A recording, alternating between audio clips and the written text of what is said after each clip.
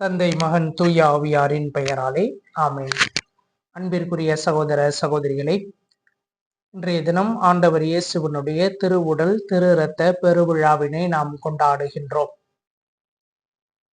1263 ஆண்டு பீட்டர் என்கின்ற குருவானவர் நற்கருணையிலே ஆண்டவர் இயேசுவினுடைய உடனிருப்பை சந்தேகித்துக் கொண்டே திருப்பள்ளி நிறைவேற்றுகின்ற பொழுது நற்கருணையிலிருந்து ஆண்டவர் இயேசுவினுடைய இரத்தமானது கசிய துவங்கியது. பல்வேறு சோதனைகளுக்கு பிற்பாடு 4ஆம் உர்பன் என்கின்ற போப்பாண்டவர் 1264 ஆண்டு ஆண்டவர் இயேசுவினுடைய திருவுடல் திரு இரத்த பெருவிழாவினை அறிவித்தார். அன்பிற்குரியவர்களே, ஆண்டவர் அப்ப ரச வடிவிலே உணவாக இருக்கின்றார் என்கின்ற உண்மை பொருளை இது நமக்கு எடுத்துரைக்கின்றது. மேலும் இன்றைய நற்செய்தியிலே பார்க்கின்ற பொழுது 5 அப்பங்கள் 2 மீன்களை கொண்டு ஆண்டவர் இயேசு 5000 பேருக்கு உணவளிக்கின்றார். தன்னை பின்பற்றி வந்து தன்னுடைய போதனைகளை கேட்டுக்கொண்டிருந்த அம்மக்களுக்கு உணவு கொடுக்கின்றார். பசியால் வாடுவோருக்கு அந்த உணவானது பரிமாறப்படுகின்றது. பசி என்று பார்க்கின்ற பொழுது அது ஒரு உபகார கருவி. பசி என்கின்ற உணர்வு இல்லாவிட்டால் உணவுக்காக பிறரோடு உயிர்கள் தொடர்பில் இருக்காது. அவ்வாறு இல்லாத பொழுது ஜீவகாருண்யமானது இருக்காது. ஜீவகாருண்யம் இல்லாத நிலையில் கடவுளினுடைய அருள் கிட்டாது என்பதற்காகவே இறைவனே உயிர்கள் எல்லாவற்றிற்கும் பசி என்கின்ற உணர்வை கொடுத்திருக்கின்றார். மேலும் பார்க்கின்ற பொழுது இந்த உயிர் இந்த உடம்பிலே குடியிருக்க வாடகையானது கொடுக்க வேண்டும். இந்த உடம்பு என்பது ஒரு வாடகை வீடு. ஏனென்றால் வாதம், பித்தம், சலேத்தமம் என்கின்ற மூவர் இந்த வீட்டினுடைய உரிமையாளர்கள். வாடகை என்று பார்க்கின்ற பொழுது உணவு மட்டுமே வாடகை. இதை குறைத்து கொடுத்தாலோ அல்லது கொடுக்காமல் விட்டாலோ இந்த வீட்டை விட்டு உயிரானது வெளியேறும். மேலும் இந்த உணவிலே 2 வகையான உணவுகள் இருக்கின்றன. ஒன்று பொருள் உணவு, மற்றொன்று அருள் உணவு. பொருள் உணவு என்று நாம் பார்க்கின்ற பொழுது புறத்தே இருந்து நாம் நமக்கு எடுத்துக் கொள்ளுகின்ற அமுதம். அருள் உணவு என்று பார்க்கின்ற பொழுது இறைவன் தாமே நமக்கு அகத்தே விளைவிக்கின்ற அமுதம். இறைவனை தன்னை நம்பியவர்களுக்கு துவக்கத்தில் பொருள் உணவு தான் கொடுத்திருக்கின்றார் என்பதனை இந்த பாடலின் மூலமாக நாம் தெரிந்து கொள்ள முடியும். இருள் இரவில் ஒரு மூலை திண்ணையில் நான் பசித்தே இளைப்புடனே படுத்திருக்க என்னை தேடி வந்து பொருள் உணவு கொடுத்து என்னை உண்ணச் செய்வித்து பசியை போக்கி அருள் புரிந்த என்றன் புண்ணிய நற்றுணையே. மருள் இரவு நீக்கி எல்லா வாழ்வும் எனக்கருளி மணி மேடை நடுவிருக்க வைத்த மணியே. அருள் உணவும் அளித்தன்னை ஆட்கொண்ட சிவமே என்று பாடியிருக்கின்றார் ஒரு ஞானி.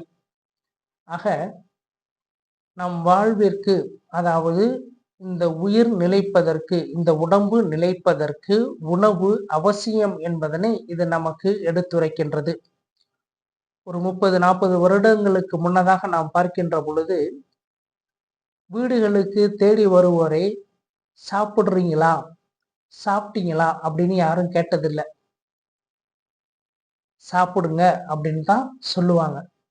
ஆனா இன்னைக்கு அந்த பழக்கமே இல்லை. சாப்பிட்டு வந்திருப்பீங்கன்னு நினைக்கிறேன் அப்படின்னு பேசுகின்ற ஒரு நாகரிகம் நிறைந்த காலம் என்று நாம் நினைத்து கொண்டு இருக்கின்றோம்.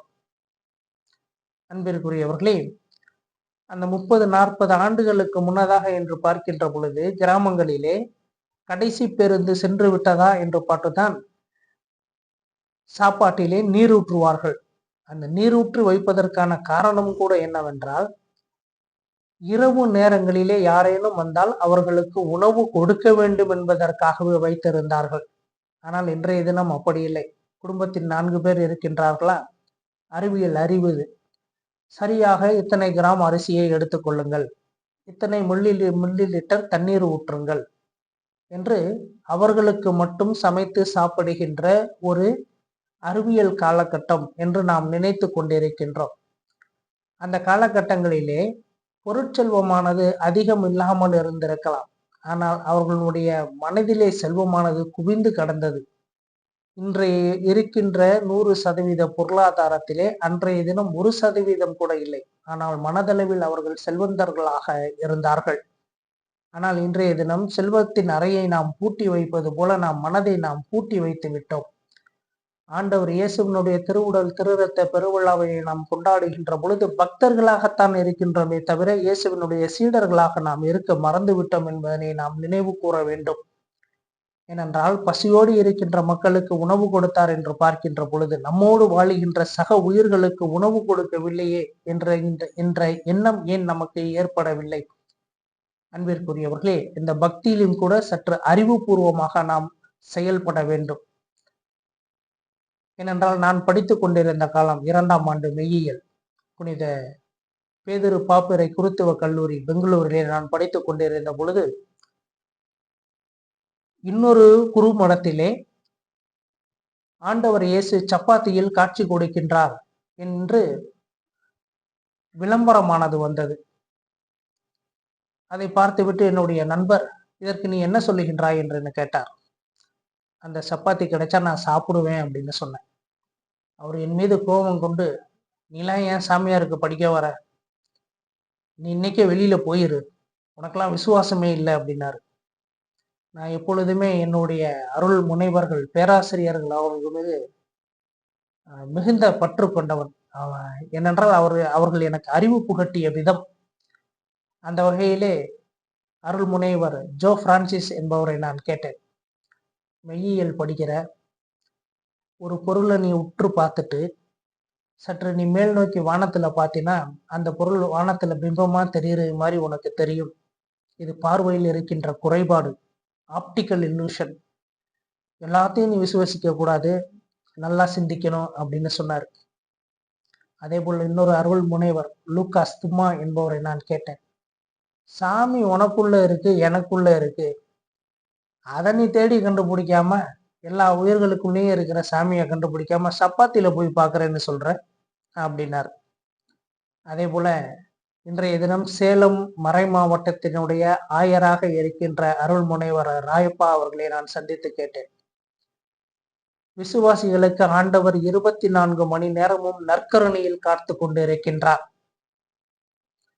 விசுவாசம் அற்றவர்களுக்கு அந்த சப்பாத்தி வேண்டுமானால் துணை செய்யலாம் என்று சொன்னார். இந்த 3 பேரிடமும் நான் கேட்டறிந்த தகவலை சேர்த்து கொண்டு என்னுடைய நண்பரை சந்தித்து சொன்னேன், விசுவாசம் என்கின்ற பெயரில் யாரையும் நான் ஏமாற்ற விடமாட்டேன் என்று சொன்னேன்.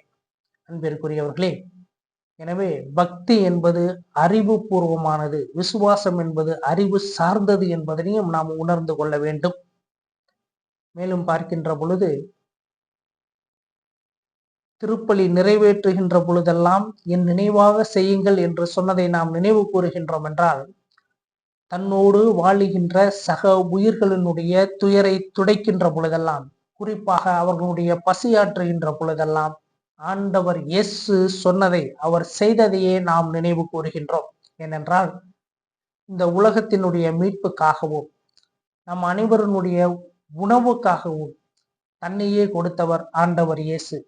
மேலும் பார்க்கின்ற பொழுது தன்னுடைய உடலையும் இரத்தத்தையும் அன்று சிலுவையிலே கையளித்தது மட்டுமல்லாமல் இன்றும் நம்மோடு இருப்பதற்காக, உலகம் முடியும் வரை என்னாலும் நான் உங்களோடு இருப்பேன் என்று சொன்னாரே, அந்த வார்த்தைக்காகவே நற்கருணையிலே உடலோடும் உயிரோடும் இருக்கின்றார் என்கின்றதனை நாம் விசுவசித்து ஏற்றுக்கொள்ளவும் வேண்டும். அன்பிற்குரியவர்களே, அப்படிப்பட்ட இறைவனை நாம் விசுவசிக்கின்ற பொழுது வெறும் பக்தர்களாக இல்லாமல் அவர் நமக்கு சொன்னதை செய்கின்ற சீடர்களாகவும் இருக்க வேண்டும். குழந்தை ஞான சம்பந்தர் தேவாரத்திலே பார்க்கின்ற பொழுது, மண்ணில் நல்ல வண்ணம் வாழலாம் வைகளும் எண்ணில் நல்ல கதிக்கோர் குறைவில்லை என்று பாடினார்.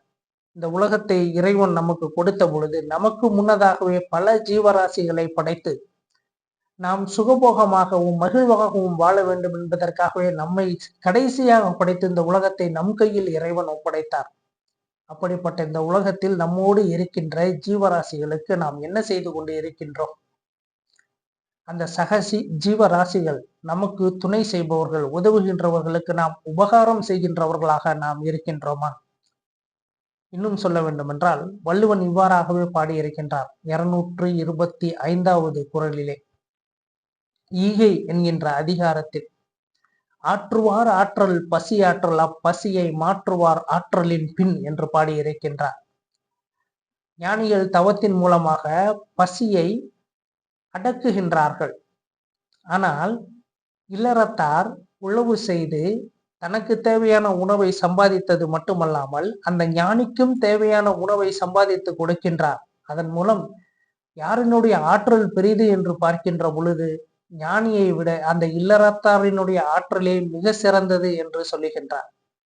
அவரே மீண்டும் பாடியிருக்கின்றார், சாப்பிட்ட கையை உதறினால் கையில் இருக்கின்ற பருக்கை உதிர்ந்து அதனால் எறும்பு வாழ்ந்து விடுமோ என்று நினைக்கக்கூடியவர்கள் இந்த உலகத்தில் கயவர்கள் என்று சொல்லுகின்றார். அவர்களை உதைக்கத்தான் வேண்டும் என்பதை கூட அவர் எழுதியிருக்கின்றார்.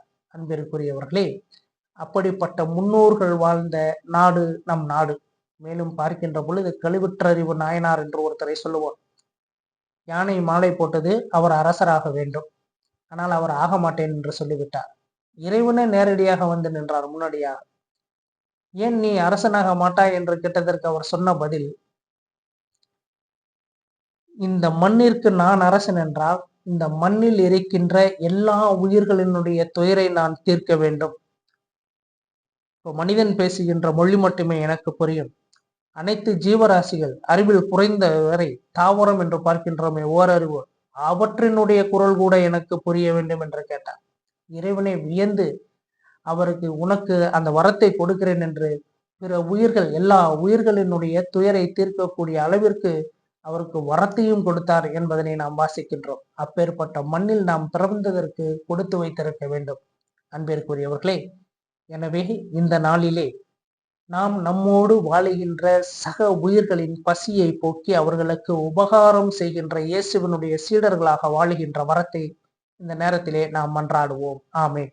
பிதா சுதன் பரிசுத்த ஆவியின் பெயராலே ஆமென்.